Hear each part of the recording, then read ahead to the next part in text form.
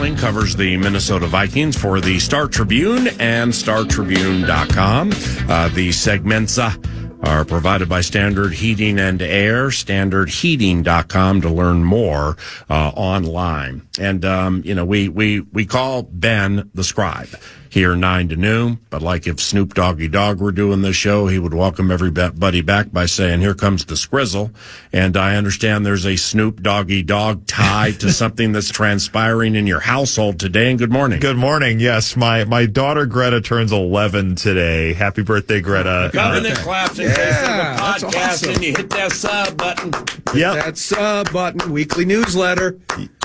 Yes, so she is not a fan of Snoop Dogg. Just I think during the Olympics last year when he's everywhere, she's like, oh my gosh, why is Snoop Dogg everywhere? So, typical father that I am, I'm like, okay, this seems like something that could be kind of annoying. So I probably that she's not a fan of Snoop's? Yeah, if you see him. And do you call her Grizzle? I haven't, but I might start to because she won't like it. Right. So it's, she's getting to that age where, I've got a 13 and an 11-year-old now. So it's like the payoff of diaper changes is now when you're teenager tween, I can annoy you. And it's kind of fun. So, happy birthday, Greta, and I'm sorry for the additional Snoop Dogg references that may be coming your way in the near future. So with birthday dinner tonight, or whatever goes into Greta's birthday, happy birthday, Greta. Always love entertaining her at Canterbury Park in the course of the summer. She seems to love that. Yes. If you were to roll she into... won the kids race one of those years. Oh, that's right. The Goessling girl is going great guns was her. It was her first, she went up in class. It was her first year in the 8 and older division, and she dusted everybody, and then we hit that sub button. But if you roll in tonight and say, rolling down the street with Greta, sipping on gin and juice, lay back. Dad-da. It'd be Dad-da. Yep. Stop, Dad. Ben and I met at Irving Bible Church early Sunday morning. I'm glad we did. I'm really glad we did that. And it always is interesting seeing other sola scriptura churches and how they run the show with their programs and stuff. Did you enjoy that? Yeah, it was good. It was really fun. It was. I learned how to sing a little bit of "Angels We Have Heard on High" in Spanish, which I did not know. It was a kind of multiracial church. It was very cool. It was fun to be there and just kind of fun to see how different people do it. And, it was fun to be there with you and fun to just kind of be in a larger setting. And I loved it. Had a guy because I think you had to get back for a radio or a TV bit with a mod. And when I was walking out, a guy says to me, "Skull Vikings." Yeah. And I was like, okay, so you obviously must recognize me from something. I mean, and he said, "Yeah, I saw you guys there." And I said, "I think that was PA and Ben." And so we ended up talking for a few minutes. He was from Iowa, had just moved down in the last couple of years with family in Texas, so wasn't going to the game. But I said, "Yeah, they'll be back in a few years." That's cool. So it was fun to chat with him a little bit. And if my man's listening now, thanks for saying hello, and thanks for listening.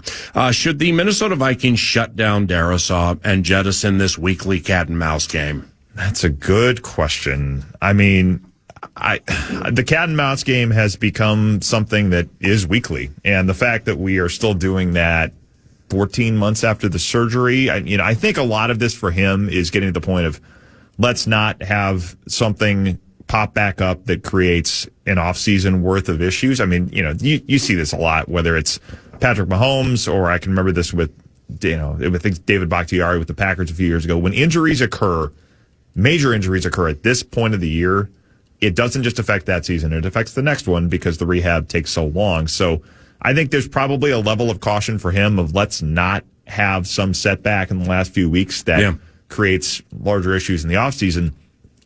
I don't think they plan to shut him down, but the question of whether they should, it has an effect on J.J. McCarthy if you do it, although they protected quite well on Sunday night without him.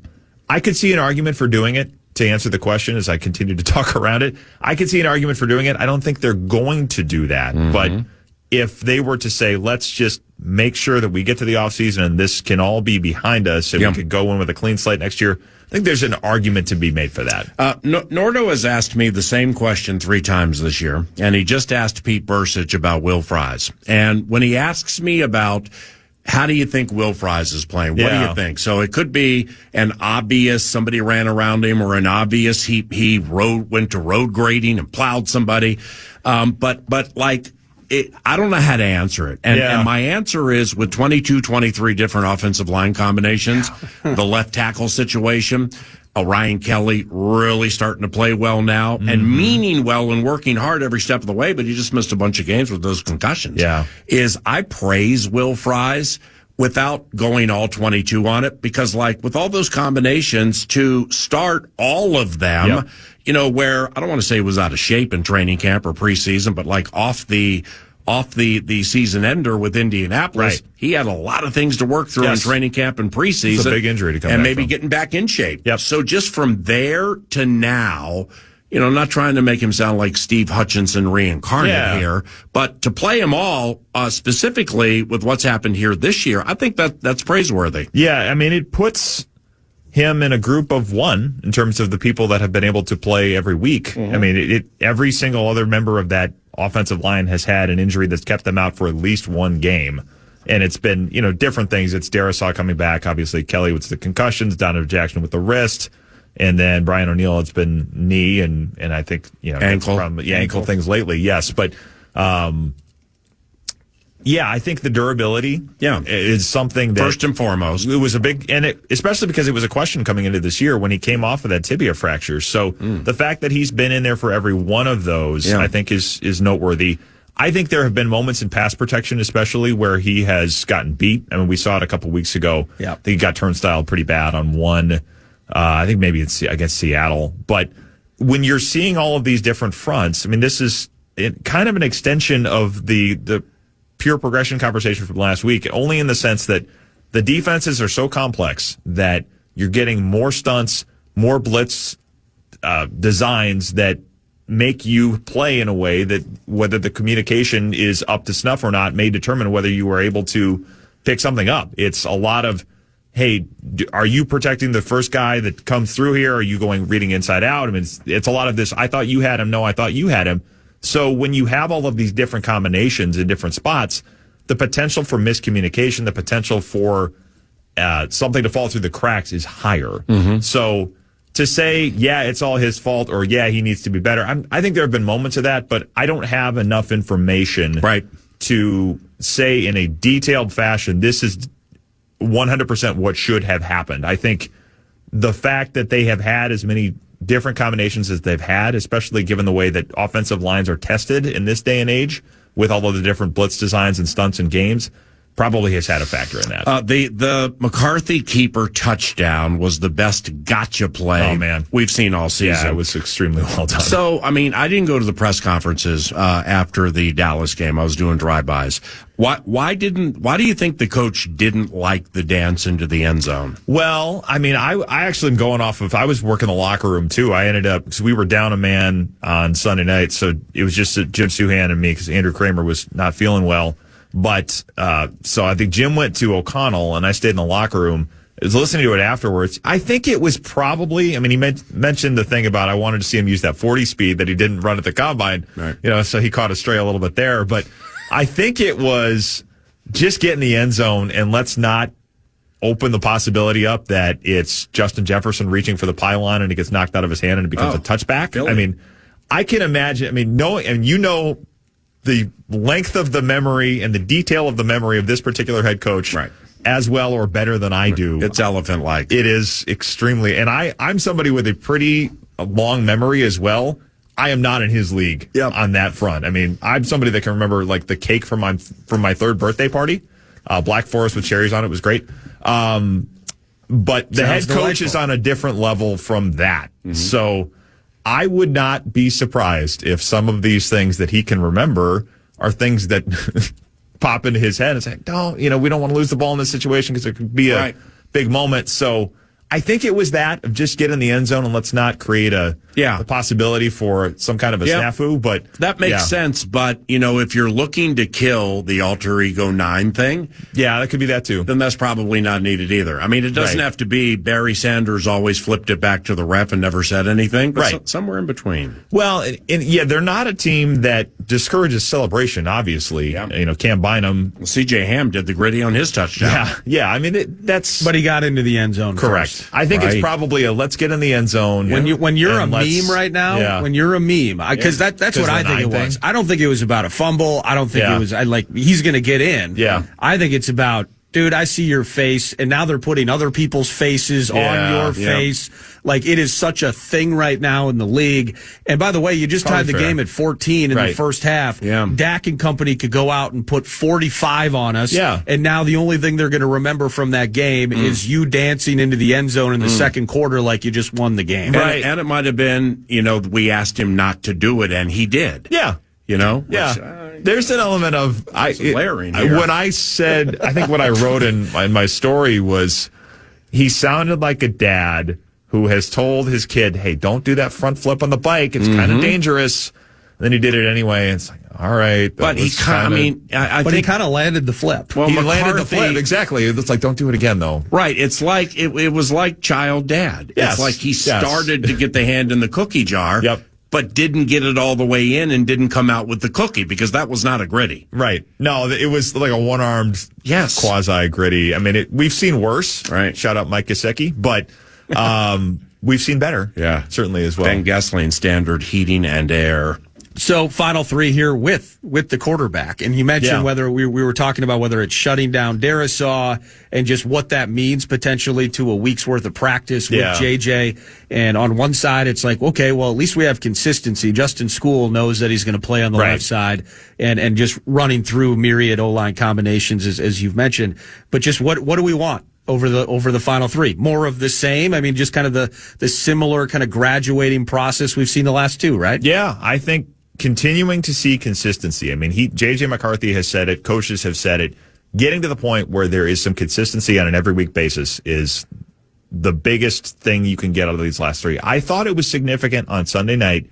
They played, to me, in a way that looked like they were trying to mitigate him or work around him less than I've seen them do it all year. There was more deep shots down the field. Yeah. There was more, hey, we're going to put it in your hands, put it on your back. And they didn't run the ball terribly well. So it wasn't something where they were able to kind of just say, let's not have to go to the passing game as much. I mean, the 4th and 3 where he hits Naylor on the back shoulder throw. It was a terrific throw, by the way. It was a terrific throw, but it's also a situation where it's, we are going to put this on you and give you an opportunity to make a play here. And he did. So I think the more they're doing that, I think there's things to be gleaned from that. It's an indicator of a little more trust in him. And the more he's successful doing it, it probably starts to compound a little bit. So I thought that was noteworthy, the way that they handled things and the way that they put a little bit more of it on him. And if that continues over the next 3 weeks, I mean, you have a fairly toothless opponent in some ways on Sunday, and then you have 2 division games to finish it. So if he can use this to win on Sunday, and then you're 3 in a row going into 2 at home, get maybe another division win in there, I think that would be something where if they get that kind of a stretch and you feel decent about it going into the offseason, that would make a lot of things feel a little different around here. I'm glad you mentioned it looked like they were trying to work around him. Like, they didn't try to mitigate him as a liability as much as maybe we had seen. And so we were talking with Pete Bursic. You saw him in here studio last couple segments. Is what he was talking about is he has seen, though, that offensively, specifically the last couple of weeks, maybe the concepts or the ideas or the finished product is the same, but there is clearly also maybe something different functionally, whether it's bigger personnel packages, et cetera. And just as you've talked to the coach about and we've talked about, just player learning scheme, coach learning player, and kind of meeting in the middle.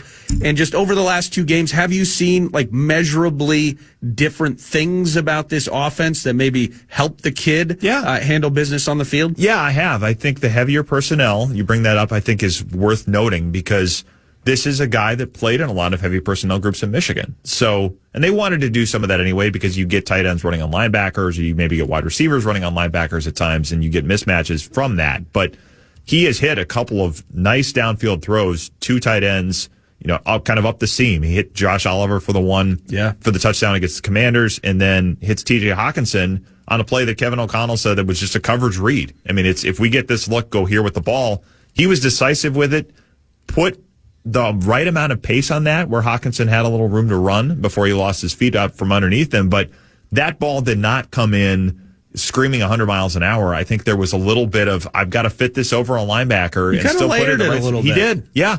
I mean, that's the things they've wanted to see. So I think if it's some of those throws where like, hey, we know he makes this throw well, let's go back to that a little bit more often. I think you've seen that. I think the fact that they've used the heavy personnel groups, even you have guys you can flex out from that. I mean, if they're in heavy personnel, it does not preclude them from going empty, because we've seen them put C.J. Ham in the slot. They'll put Aaron Jones in the slot.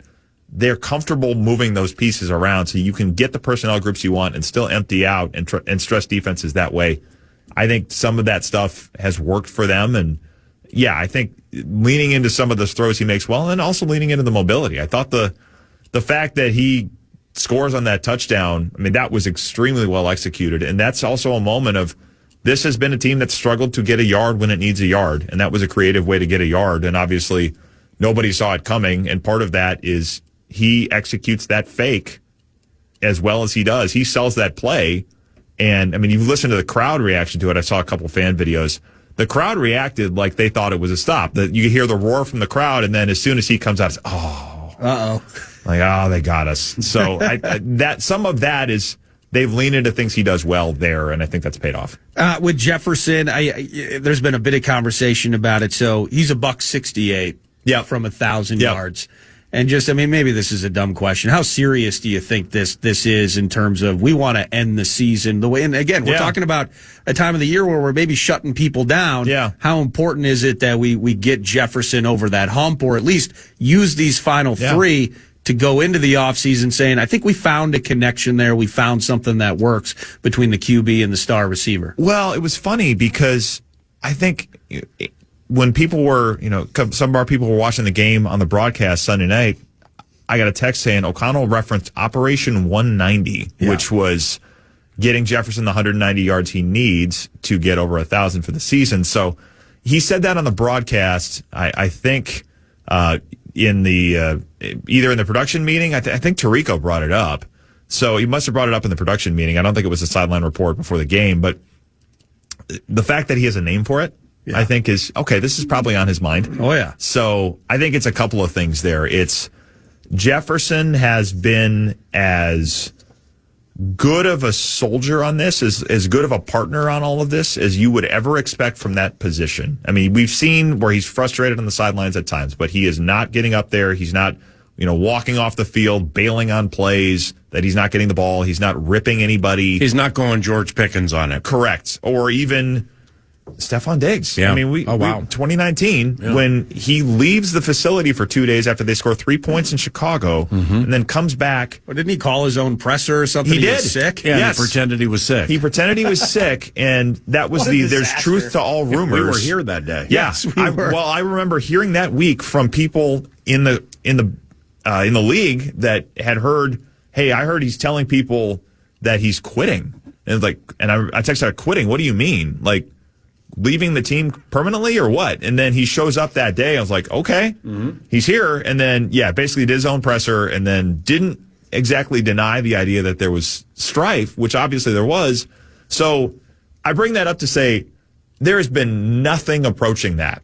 So I think for O'Connell to say, all right, we want to get you this yardage milestone. He's never been under 1,400 yards in a season when he's been fully healthy. The only time he's even been close to 1,000 is the year with the hamstring. So he's been healthy. He's played. I think this is the least we can do to try to say this is a guy that wants to put up elite numbers, wants to break records. Yeah. It hasn't happened in part because of this transition, and he's been patient with it. I think it's important to him to help Jefferson and acknowledge the way he has handled all of this and say, hey, we see you and we appreciate that. Well, the historical stuff matters, period. Yes. But it matters to Justin, yes, too. Yes, it does, no doubt. Specifically, when like back in 2020, his rookie year, then the next year, when he started cracking Randy Moss records, right. I'm like, whoa, I mean, holy cow. I mean, almost cracking Randy Moss records. Did not crack it that year because that last game of the season, 2021, he was 16 yards away from breaking that record. Oh. And the place is chanting Justin, or whatever it was, JJ or something.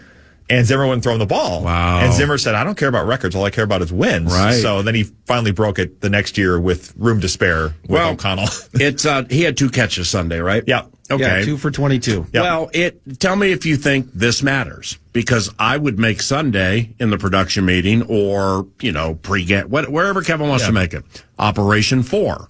He's 4 receptions from the most of any player through 6 seasons in the history of the NFL. I think he should be a cinch to get it. I would think so. But he'll pass Jarvis Landry. Right. So that's the most receptions of anybody in the history of the NFL through 6 years, and he's pretty close to Moss for yardage wise too. He's within 120 some yards of Moss. Most receiving yards through 6 seasons in the NFL. So even with the let's start with Operation 4. It was Operation 6 into Dallas. Mm-hmm. Now it's Operation 4. Yeah. So it's Operation 4 as you go play the New York Giants and to get yourself covered by Cordell Flott and the likes of Adebo Paulson. Yeah, I would think, But the Operation 4 could be done at the end of the first half. What's frustrating about this year, just watching it, whether you're in the room or out of the room on the outside like I am, is that 18 also creates a lot of those opportunities that JJ is taking advantage of. And you also see issues. I think it was the false start on the touchdown. How brutal was that? He brought that up as soon as I asked him about the drops on Sunday night too. So I was frustrated by that. I was also frustrated by that. Yeah, because I didn't get to do the gritty. The formation penalty, rather. Yep. But then that very next play, he threw a ball that Jefferson had zero chance of ever contending for. There was one down the far sideline where I think Bland was on him. Probably could have been a penalty because he never turned around. Bland didn't. Yeah. But the forcing it to him, it actually has been ending in more negative situations than positive. So just kind of balancing that. Like, you're getting these other guys open. I'm trying to get it to you, but I'm finding it in bad spots. Yeah, it is difficult because, and I've made this point a few times and asked people about this a few times, that getting used to playing for this team is not just learning a complex offense. Ryan Kelly talked about, again, on Sunday night, that it is a lot to put on a young quarterback. It is getting used to the fact that you are going to scout opponents and say, okay, they're in man coverage 60% of the time. We're going to get a lot of single high safety. And then you go out on a Sunday knowing, at this point they know this. They discovered this, I think, a few years ago, but at this point they know whatever scouting we do, whatever pre-work we do on how they're going to cover is not going to apply because they're going to have a different plan for Justin Jefferson that we have to figure out as we go. And some of that creates openings, but some of that's also for a young quarterback saying, how do I navigate this the right way and get the ball to Justin when I have opportunities, but also figure out the fact that they're going to flood a lot of coverage his way, and I have to counteract that. So I do think there's a learning curve with that, and Jefferson has talked about that. The Cousins went through it. Sam Darnold went through it. It's a lot of this message of trust yourself and trust me, but then figuring out what that looks like when you are a young quarterback and one who's still figuring out how to put balls in tight spots against NFL coverage. I think there's an adjustment period there, too. Kevin O'Connell, head coach of the Minnesota Vikings, 30 minutes from now. More with the scribe, Ben Goessling, after this. The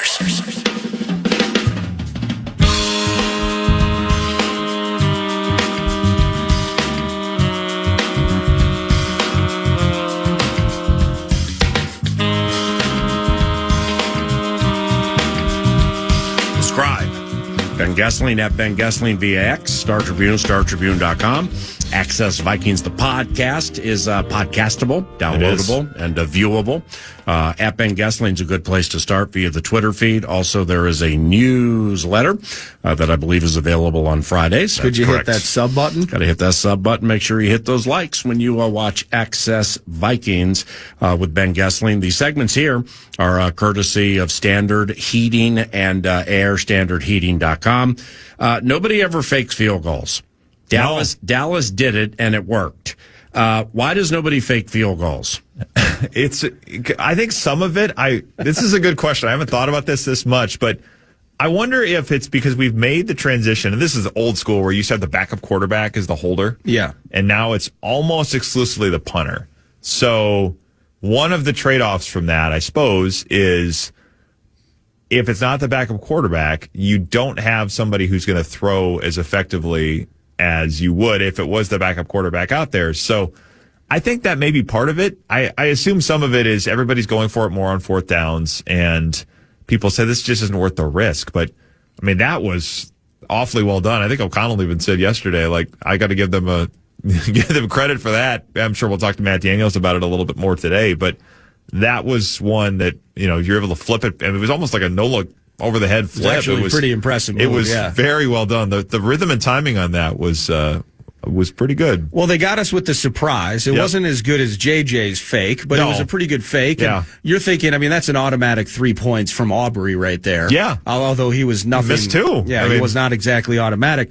But in that stage, I think it was a 4th and 4, and we're in Vikings territory, obviously, because you set up the field goal. I would always think you would prefer the offense versus any number of things that could go wrong on a fake field goal. That's what kind of surprised me is I want the offense that puts up 30 points a game on the field, not relying on the kicker. And he ran for 6, and then he's like, these football players might hit me here. I better get down very smartly. That's what kind of shocked me there, though. Yeah, that's always a thing, too. I mean, you talk about, the backup quarterback is not the holder anymore because they're probably worried about needing the backup quarterback and what if he gets hurt.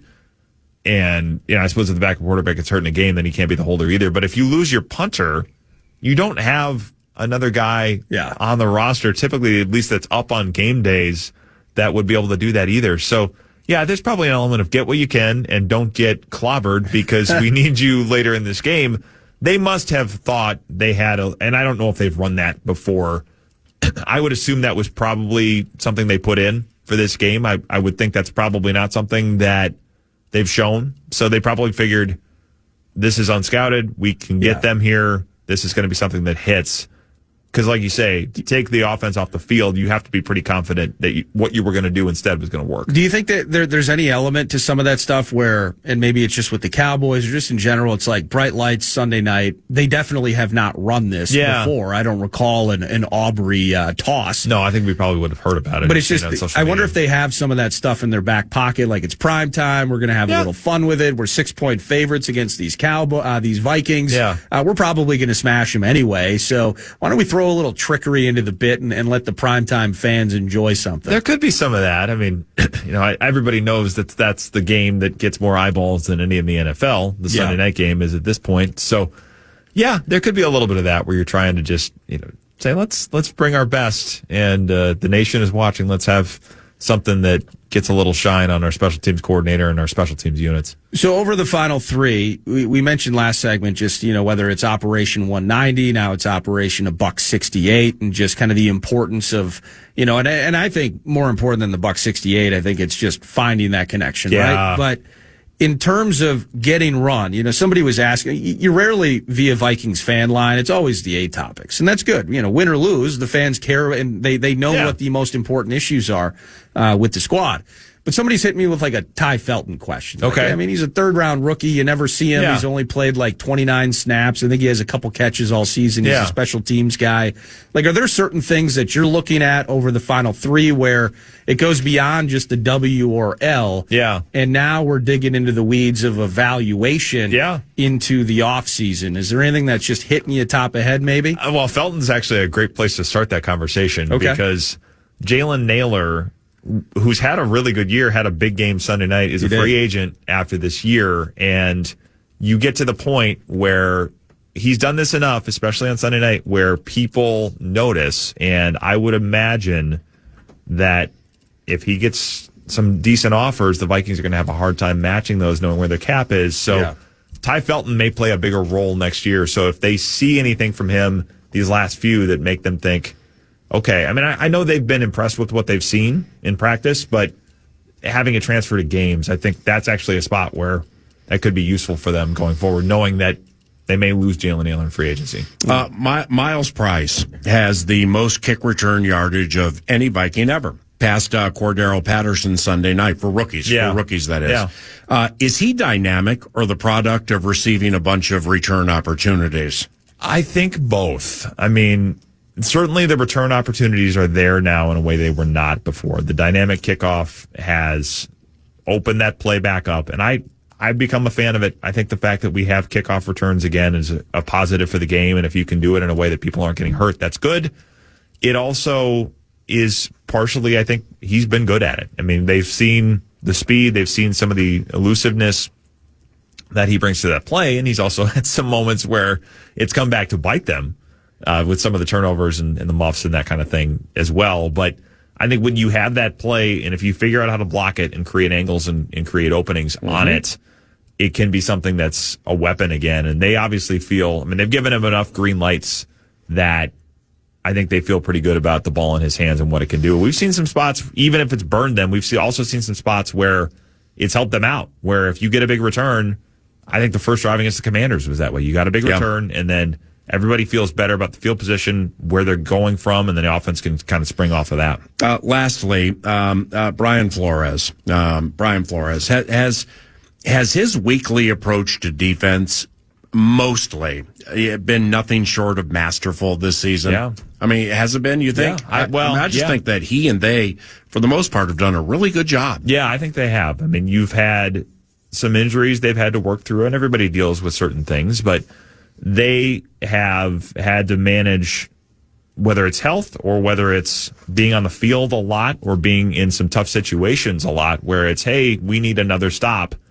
They've been able to go out and make things happen. So, yeah, I think for them to do what they did against that offense on Sunday night is a big deal, because a lot of teams have struggled to shut that team down, and they really did not get tested. I mean, George Pickens did not have a good game, but and Dak was jumpy. Yeah, Dak was jumpy. Javonte Williams got his nicely. He did, yeah, and he came out with the shoulder injury for a little bit. But yes, Dak being as rattled as he was by the pressure, I think changed that game. And, you know, it was not the type of game, I think I said this before the game with Muss, that I don't think it was going to be one that would suit them well if you had to trade points with that team. And they were able to do that to an extent, but they probably also didn't have to trade as many points because the defense came up with stops and rattled Dak enough to kind of help things out there. So that's how it's all supposed to work. It's supposed to be complimentary, and it was there. Have a good day, my brother, and thank you very much. Thank you. That's Ben Goessling, courtesy of Standard Heating and Air. Hit the TalkBack machine, free iHeart audio app. Kevin O'Connell joins 15 minutes from now, and we like to play a Tuesday TalkBack for the head coach. So go to the free iHeart audio app, and you have 30 seconds to leave a TalkBack for the head coach of the Minnesota Vikings, and we'll play it back somewhere between 11 and 11:30. 9 to noon continues after this.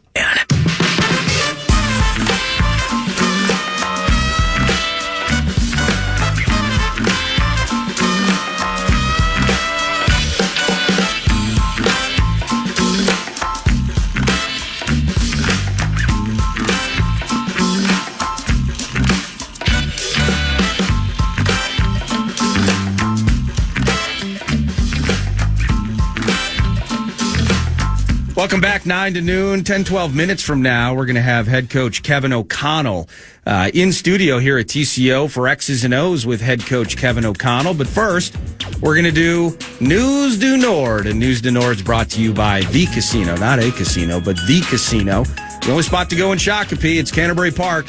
Feeling the felt every day all year long. Poker, blackjack, and table games. I believe you're still able to buy your Christmas trees at Canterbury if you are still in the mood to spice up the living room. Terrific tree arrangements, kids' crafts, a lot of fun. Bobber hats. Just ask for Johnny the Mouse Mickelson. But all the event details for anything all year round. Waiting for live racing, etc. Go to CanterburyPark.com. The Pittsburgh Steelers in the Monday night game last night. 28-15 is the final. The Steelers in the AFC North, which has just been wonky. It's been weird. And the Ravens getting Lamar healthy, but then continuing to lose bad games, although they won most recently. Nobody wants this AFC North, but Rodgers and company and Adam Thielen. How about Adam Thielen? He had a catch for 7 yards last night. They just outclassed what is just not a very good Miami Dolphins team. It's cold weather up in Pittsburgh, the whole bit. So now they're in charge by an entire game in the AFC North, still looking like it'll come down to that Week 18 matchup at Pittsburgh for the AFC North division. But Rodgers and company just kind of toying around at times. I thought Rodgers looked comfortable in a cold weather environment, just handled business. It was a professional victory, I think, last night by the Steelers. And with our friend Adam Thielen, now, I don't know how many snaps he played, and learning a playbook may be easier for some than others, and it's quite easy for Adam. But it was I don't want honorary start's not the way to look at it. It's like you're a veteran. We traded for you. Yeah. You start. Because they started him slot right, and then didn't do anything his way, and then he was out. He was out for the rest of the series, and then he was out to start the second series. Then they brought him in for 2 or 3 plays. He blocked a little bit, and he was out again. Still not exactly sure what his lot in life is there. But if Pittsburgh can get some defensive play, because your 1 seed is probably going to be the Denver Broncos, and I shouldn't say probably, but they're favored to be the 1 seed. Broncos? Yeah, I think it's going to be them. You think so for sure? Oh, how far? I just don't know how far ahead they are of AFC East terrorism. Well, they're a game ahead, and I can find it just here in a moment. But they've won 12 in a row. To a certain extent, there is horseshoe ensconced up booty. You know who's a game behind them? Who? Vrabel's Patriots. Oh wow. So it's tight. Yes, it is tight. But they're beatable. They've been beatable almost every game during this 12-game winning streak. But props to the Broncos. They find a way to close where other teams, including good teams, don't. So I understand why they're favored. But Rodgers is throwing the ball really, really well right now, and he's on fire. That whole thing. He's just in charge of that whole thing now, man. It's taking a little while, but he's in charge. And if they can get some defensive play, man, they could be sneaky in the postseason. Is it fire? What? Fire? No, it's not fire yet. It's fire? No, hit that sub button and be fire. Tonight, though, the A topic for hockey fans in this state. And by the way, props to Coach Finch. He joined us earlier today, opened the show. Finchy. The Wolves, and hopefully Anthony Edwards is back after a 2-game absence. They're hosting the Memphis Grizzlies, who are having an awful season. How about just breaking the news to me, Nords, that John Morant twisted his ankle last night. So we got LFL terrorism, but Hoops is back in the mix tomorrow at Target Center. For the Minnesota Wild, they are on the back end of a 4-game home stretch here and a chance to sweep it. It's a couple of third-place squads in the mix here. Your Minnesota Wild, third in the Central, and then on the East Coast side of things, the Capitals. And Ovechkin and everybody are in town. Now, the Caps themselves, I think they've lost 3 out of their last 4, but 2 of those were in shootouts. Just got housed by Winnipeg the other day over the weekend, 5-1. Well, who doesn't? But they come into, not the Wild, and they come into Grand Casino Arena here against, it's Kaprizov and Boldy and Quinn Hughes, and will it be Gus Bus or Jesper? Yes, sir, Jesper. We shall find out, and maybe that's already been reported, and that's my fault. But excited for this game tonight. It's a 7 p.m. puck drop. Whether you watch ESPN Plus or you listen to it with Mr. O'Donnell and Mr. Reed. Thanks to Joe for joining me yesterday. Pumped for that puck drop, 7 p.m.-ish, right here on The Fan. Yeah, I haven't. I've yet to see Quinn Hughes, and he only played 1 game, right? Just 1 game. It was Sunday, yeah. Yep, Quinnesota. That's what we're calling it, Quinnesota. I saw that on social media. It's quite clever. I don't want to call it that. But I'm looking forward to I've seen him during his career. Analytically speaking, if you're into the analytics of hockey, which I'm not, but nevertheless, for those who are, he is. He charts near the top or at the top of so many important analytics for blue liners, and he's still young. So I'm looking forward to watching him this evening. Last thing, and then we'll pause here. You can catch it on Prime. The NBA, the in-season cup bit is. We got Coach about 11:05. The championship is tonight. It's going to be San Antonio and the New York Knicks. I think you can watch it on Prime. Hit that sub button. One thing I'll tell you, not seeing a lot of Quinn Hughes. I haven't seen a lot of Wemby this year. I'm excited to just sit in the chair and just appreciate. Of course, I'm rooting for Cat, and we got Brunson and Josh Hart, etc.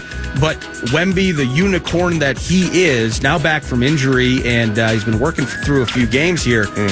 He is, as you heard it from Chris Finch early on too, he's ascending. He will be the best player in the NBA. It's just a question of when. And we're going to get to see that isolated single game spot tonight at 7:30. Yeah, Wemby for the Spurs is on. There's some pitch count terrorism taking place right now with the minutes. Yeah, it was just a calf, right? Came back from a calf.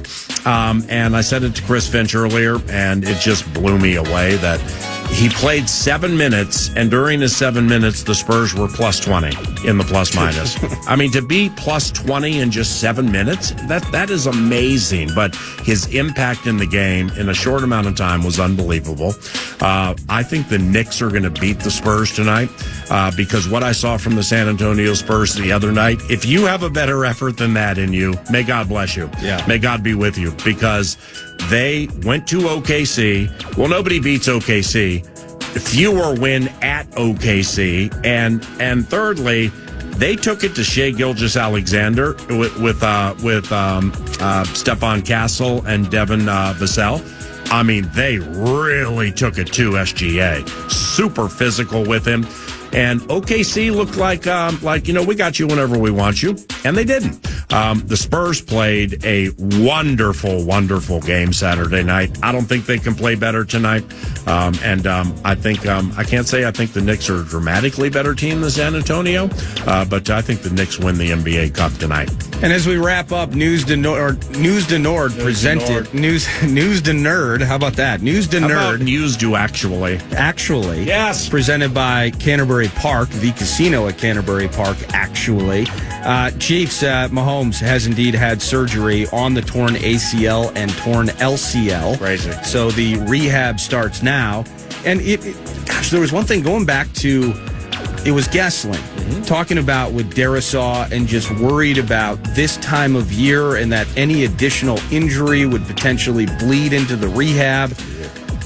Well, what about 6 weeks ago? And so, but to that end, this time of year is indeed an awful time to sustain these injuries. Micah Parsons, it was confirmed that it's an ACL as well.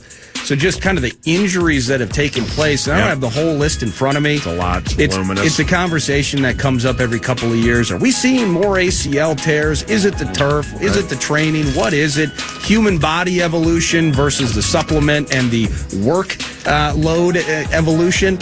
But whether it's neighbors, how cool. In a lost season, sadly, it would have been cool to see neighbors, right? And all the concussions with Jackson Dart. Will he play? Scatabo and that ugly injury he took place. We don't get to see Scatabo this weekend. It's just stealing the greats from the game, whether they're with our rivals or not, is just awful from a fan perspective. There's too many of them this year, I'd say. By the way, you have a chance to have a talk back offered up to Minnesota Vikings head coach Kevin O'Connell. He's around the corner here at the TCO radio studio. Go to the free iHeart Audio app and do your thing for up to 30 seconds. We're going to play one back for Kevin O'Connell and X's and O's around the corner on KFAN.